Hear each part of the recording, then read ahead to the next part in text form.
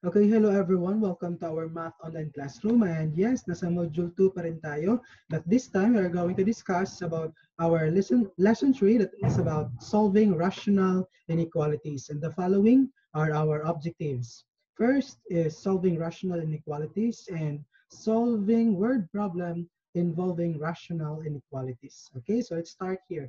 What are the rules in solving rational equation? Of course, first, eliminate the rational expressions in the equation by multiplying both sides of the equation by the LCD. Okay? So, yung rational equation, gagawin natin siyang linear na lang. Okay? Or eliminate natin yung kanyang denominator para makapag-solve tayo. Of course, second, solve the equation. And three, check your solution. Okay? So let's start with our example number 1. Solve the equation x plus 2 over 8 is equal to 3/4. Of course, yan yung ating rules para mag-guide tayo. Okay? So let's find for the solution. So our denominators are 8 and 4. So what is our LCD or least common denominator of 8 and 4? Of course, that is 8. Okay, so our LCD is 8. So rule number 1, we are going to eliminate rational expressions by multiplying both sides of the equation by the LCD. So yung nasa left and right ng equal sign natin ay i-multiply natin ng ating LCD, which is 8. Okay, so i-multiply natin. Sige, simulan muna natin yung nasa left side. So x plus 2 over 8 times 8. Of course, para mas madali, yung kakancel na lang natin is 8. No? 8 divided by 8 is 1 times x plus 2 will give us x plus 2. So, na-eliminate natin yung rational expression sa left side. Okay? By the way, pwede rin kasi yung 8 times x plus 2 divided by 8, yung labas pa rin dyan is x plus 2. Or mas madali kasi yung 8 divided by 8 is equal to 1 times 1 plus times 1 times x plus 2 will give us x plus 2. Okay? So, proceed naman tayo sa left or sa right.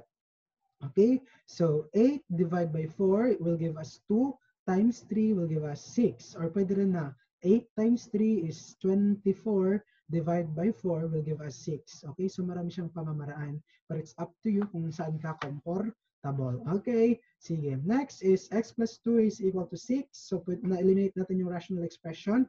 So, in that equation, we're going to eliminate positive 2. And we will do that by adding, or by subtracting negative 2 from both sides. So, subtract negative 2, we will have x is equal to 6 minus 2. Okay, so natanggal na yung x plus 2 sa kabila at nalipat siya sa kabila. Of course, so x is equal to 6 minus 2 will give us 4. So the value of our x will be 4.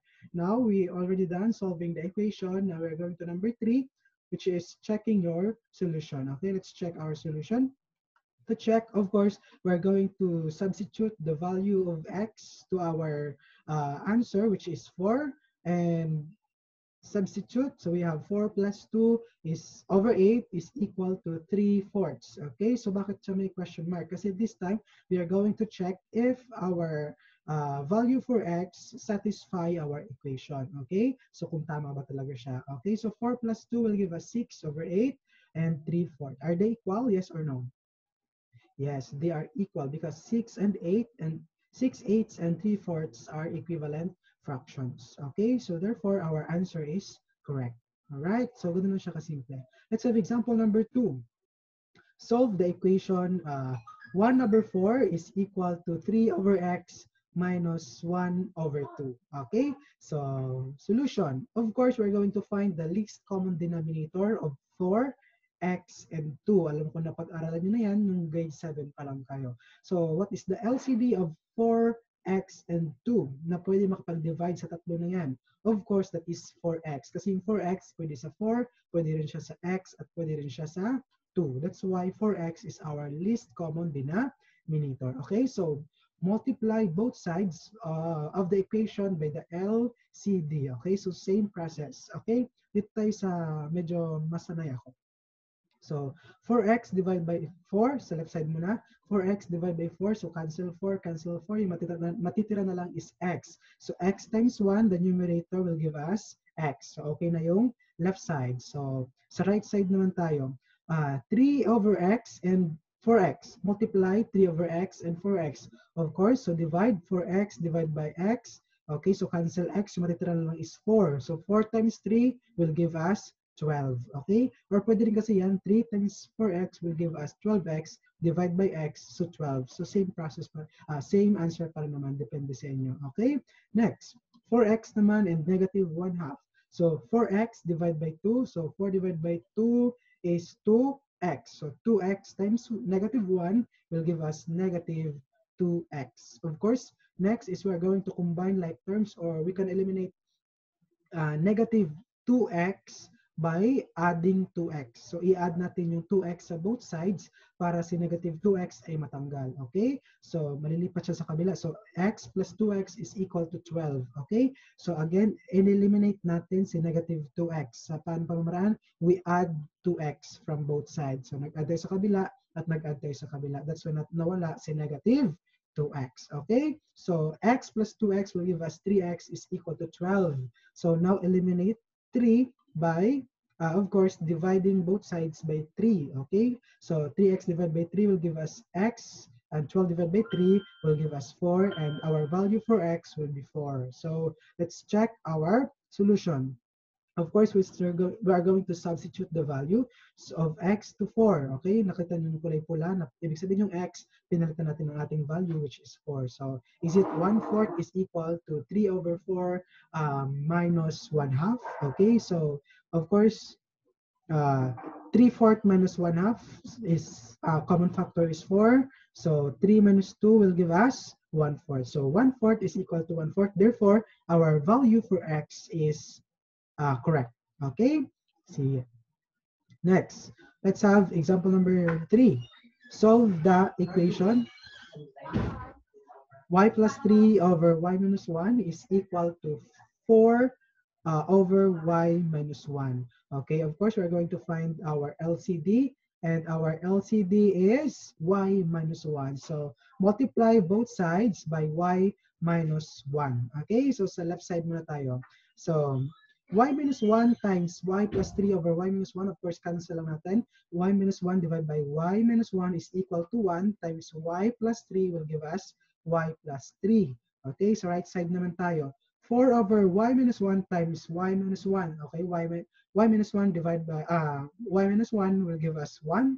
1 times 4 will give us 4. Of course, we're going to eliminate positive 3 by adding negative 3, minus 3 from both sides. Okay, so minus natin yung negative 3.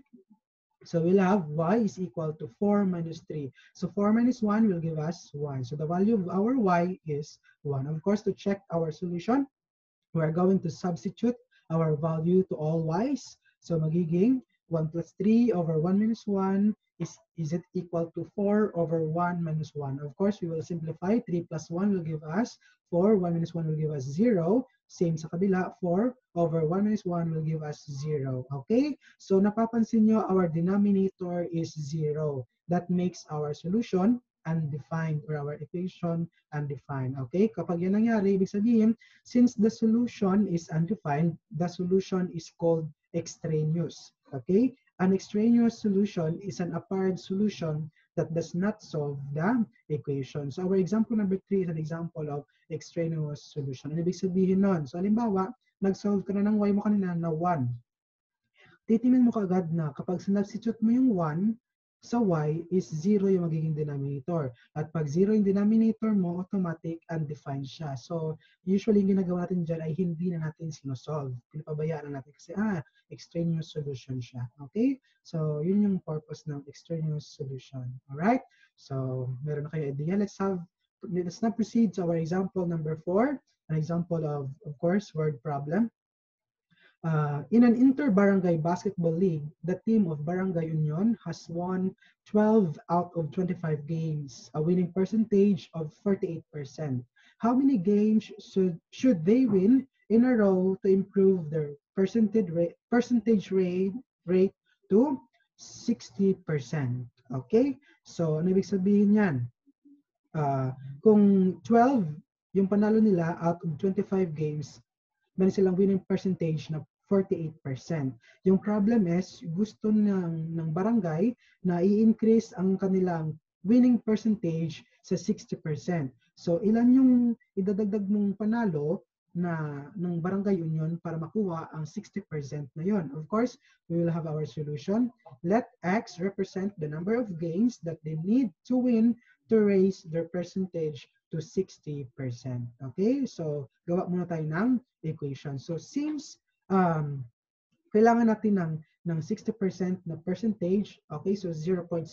So, 0.6 and 60% are equal. So, ginawa natin siyang decimal number para mas madali. Of course, so 12 will be our winning games and over 25 matches. Okay? So, ilan yung idadagdag mo sa 12 para magkakaroon ka ng 60%? Of course, we will let X represent the number of games. So, 12 plus X. So, kung nagdadagdag ka ng panalo, syempre, yung number of games mo dumadagdag din. So, sa baba, we will also have plus X. Okay? So, nakuha ba yung equation natin kung bakit nag-12 plus X and 25 plus X? Kasi, again, 12 is our number of wins, which give us 12 over 25 will give us 48% as a winning percentage. So gusto mo yung gawing 60%. So ilan yung idagdag mo sa panalo mo para makuha ang 60% na winning percentage. Okay? So meron na tayong a rational equation. So of course, our LCD is 25 plus X. Okay? So 25 plus X. So multiply both sides by 25 plus X. Of course, so sa left side muna tayo. 25 plus X divided by 25 plus X will give us 1 times 12 plus X will give us 12 plus X. Okay na yung left side? Okay, sa right side naman tayo. So 0.6 times 25 plus X. Of course, we are going to have distributive property of multiplication. So 0.6 times 25 will give us 15 and 0.6 times X will give us 0.6x. Of course, we're going to combine like terms. So lahat ng x ilalagay natin doon sa kaliwa at lahat naman ng whole number ilalagay natin sa kanan. Okay? So combine like terms. Okay? So we'll have x minus 0.6x is equal to 5 minus 12. Okay? We combine like terms. O pwede rin yung i-eliminate mo yung 12 sa kabila by subtracting 12 at i-eliminate mo rin si 0.6x by subtracting 0.6x in both sides. So, kaya ganun yung nangyari. Okay, so 1 minus 0.6 will give us 0.4x. Again, 1 minus 0.6 will give us 0.4x. And 15 minus 12, of course, 3. Now, eliminate 0.4 by dividing both sides by 0.4. So, x is equals to 3 divided by 0.4. Okay, so 3 divided by 0.4 will give us 7.5. Meaning, Barangay Union needs to win 8 games in a row to raise their winning percentage to 60%. So yun yung kailangan ng Barangay Union. So kailangan nilang manalo ng 8 games in a row. Okay? So, ganun siya. Okay? Let's have another example. Example number 5 is an example of a number problem. Okay, this is our problem. The denominator of a fraction is 2 more than the numerator. If 1 is subtracted from both numerator and denominator, the resulting fraction has a value of 1/2. Find the original fraction. Okay, so hanapin natin yung mga given natin. Okay, so we will let x as our numerator kasi siya yung hinahanap natin. Okay, the next situation is, ano to? The denominator of a fraction is 2 more than the numerator. So our denominator will be x plus 2 kasi according to the statement, our denominator is 2 more than the numerator. That's why we have x plus 2. Naintindihan ba yon? Okay, so therefore our original fraction is x over x plus 2. Tama? So we can now have our equation. So x over x plus 2 is equal to, sabi dito, 1/2. Okay? X over x plus 2 is equal to 1/2. Okay? Pero meron pang isang statement na if 1 is subtracted from both numerator and denominator. So, ibig sabihin, masasubtract tayo ng 1 sa numerator and sa denominator, the resulting fraction has a value of 1/2. So, is equal to 1/2. Okay? Nagigets niyo ba? Okay, sige. Let's simplify. X minus 1 over x plus 1. Okay, bakit naging x plus 1 na lang sa denominator? Kasi nga 2 minus 1 will give us 1. That's why we have x plus 1 sa denominator is equal to 1 half. So we will have now our rational expression. Okay, so let's solve the equation. So our denominators are x plus 1 and 2, and the of course common factor or the least common denominator is 2 and x plus 1. Okay, so simulan mo natin sa we will multiply both sides. Okay, simulan mo natin sa left side. Okay, so cancel x plus 1 and x plus 1. So matitira na lang is 2. So 2 times x minus 1 yung matira sa ating left side. Sa kabila naman, we will cancel 2 at yung matitira na lang is x plus 1 times 1. So will give us x plus 1. Of course, we're going to distributive property of multiplication. 2x, 2 times x will give us 2x, and 2 times negative 1 will give us negative 2. And of course, we have the x plus 1. Of course, combine like terms. So lahat ng x ilalagay sa kaliwa, lahat ng whole number ilalagay sa kanan. Or pwede rin, eliminate negative 2 by adding 2.